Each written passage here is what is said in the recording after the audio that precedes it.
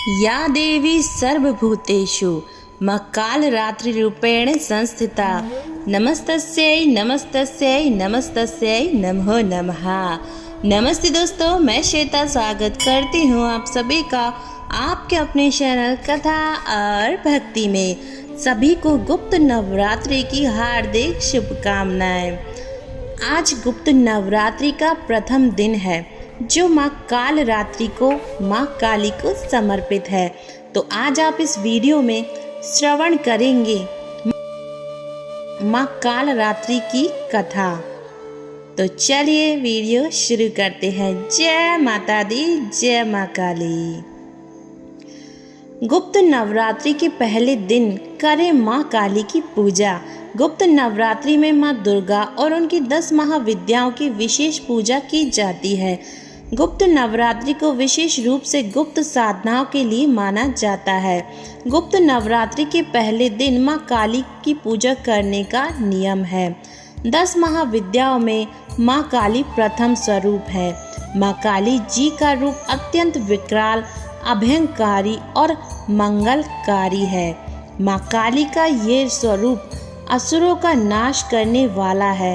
यदि कोई व्यक्ति गुप्त नवरात्रि के दौरान माँ काली की पूजा करता है तो उसके ऊपर असुरी शक्तियों का कोई असर नहीं होता। माँ काली की पूजा करने वाले व्यक्ति को रूप, यश, जय की प्राप्ति होती है। समस्त सांसारिक बाधाएं खत्म हो जाती हैं। माँ काली ने चंड मुंड का संहार किया था, इसीलिए इन्हें चामुंडा के नाम से भी जाना जाता है। माँ काली गले में मुंडमाला धारण करती हैं। इनके एक हाथ में खड़ग, दूसरे हाथ में त्रिशूल और तीसरे हाथ में कटा हुआ सर है। माँ दुर्गा ने रक्त बीज नाम के असुर का वध करने के लिए काली का अवतार धारण किया था। 10 महाविद्याओं में माँ काली प्रथम देवी है। गुप्त नवरात्रि में प्रथम दिन माँ काली की आराधना की जाती है। जो लोग तंत्र शक्तियाँ प्राप्त करना चाहते हैं उन्हें गुप्त नवरात्रि के पहले दिन विशेष रूप से माँ काली की पूजा करनी चाहिए। इसके अलावा माँ काली की आराधना करने से सभी प्रकार की तंत्र बाधाओं से छुटकारा मिलता है। जो लोग अपने शत्रुओं से बेहद परेशान हैं उन्हें गुप्त नवरात्रि में माँ काली की आराधना करनी चाहिए। ऐसा करने से शत्रु बाधा से मुक्ति मिलती है। माँ काली की पूजा करने से अकाल मृत्यु का भय भी दूर हो जाता है। गुप्त नवरात्रि में 2 तरीकों से माँ काली की पूजा की जाती है। जो लोग तांत्रिक विद्या हासिल करना चाहते हैं वे लोग इस दिन माँ काली की तंत्र विद्या द्वारा उपासना कर सकते हैं। कुछ लोग गुप्त नवरात्रि के प्रथम दिन सामान्य तरीके से माँ काली की आराधना करते हैं, जिससे उनके जीवन के सभी संकट दूर हो जाते हैं। माँ काली की पूजन विधान। गुप्त नवरात्रि के पहले दिन ब्रह्म मुहूर्त में उठकर स्नान के पश्चात स्वच्छ वस्त्र धारण करें। अब एक साफ चौकी पर गंगा जल छिड़क कर उसे शुद्ध कर लें। चौकी पर कपड़ा बिछाकर घट स्थापना करें। घट स्थापना करने के लिए मिट्टी, तांबे, स्टील के पात्र में जल भरकर चौकी पर रखें। इसके ऊपर एक नारियल मौली को चुन्नी से लपेटकर कलश के ऊपर स्थापित करें। अब माँ काली की प्रतिमा या मूर्ति की स्थापना करें। उन्हें टीका लगाएं। रोली से तिलक करने के पश्चात काली माँ को लाल पुष्पों की माला बेहद पसंद है। फल, फूल, मिठाई नैवेद्य चढ़ाएं।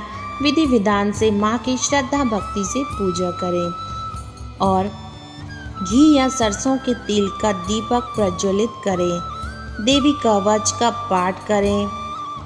जिस आसन पर आप बैठते हैं उसका रंग लाल होना चाहिए। काली माँ की कथा सुने या पढ़ें। इस दिन दुर्गा सप्तशती का पाठ करना बेहद उत्तम फलदायी है। माँ काली की कथा सुनने के पश्चात कपूर से आरती करें। प्रसाद रूप में मिठाई का भोग लगाएं। यदि आपके पास मिठाई ना हो तो माँ काली को बताशे का प्रसाद चढ़ाएं और जो भी आपकी भक्ति, जितना भी आप में सामर्थ्य है उस अनुसार आप माँ काली की सामान्य रूप से पूजा कर सकते हैं। माँ तो सिर्फ भाव देखती है और उन पूजा करने के बाद माँ से क्षमा प्रार्थना जरूर करें। अब आप सुनेंगे माँ काली की व्रत कथा।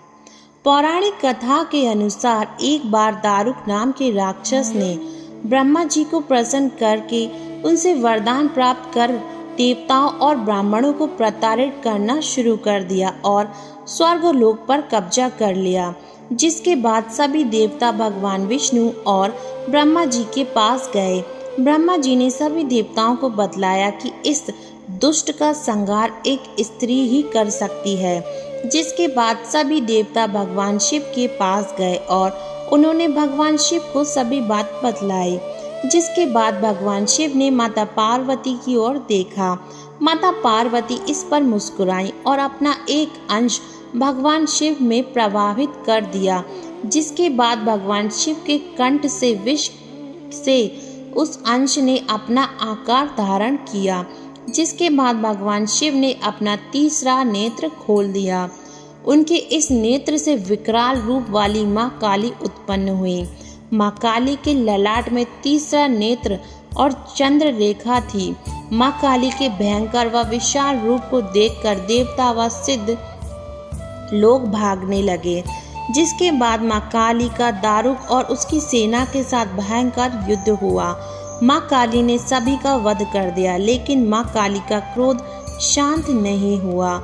माँ काली के इस क्रोध से संसार जलने लगा। जिसके बाद भगवान शिव ने एक बालक रूप धारण किया और शमशान में लेटकर रोने लगे। जिसके बाद माँ काली उन्हें देखकर मोहित हो गई। इसके बाद माँ काली ने बालक रूपी भगवान शिव को गले से लगाया और स्तनपान कराया। इसके बाद उनका क्रोध शांत हो गया। जय माता दी, जय माँ काली।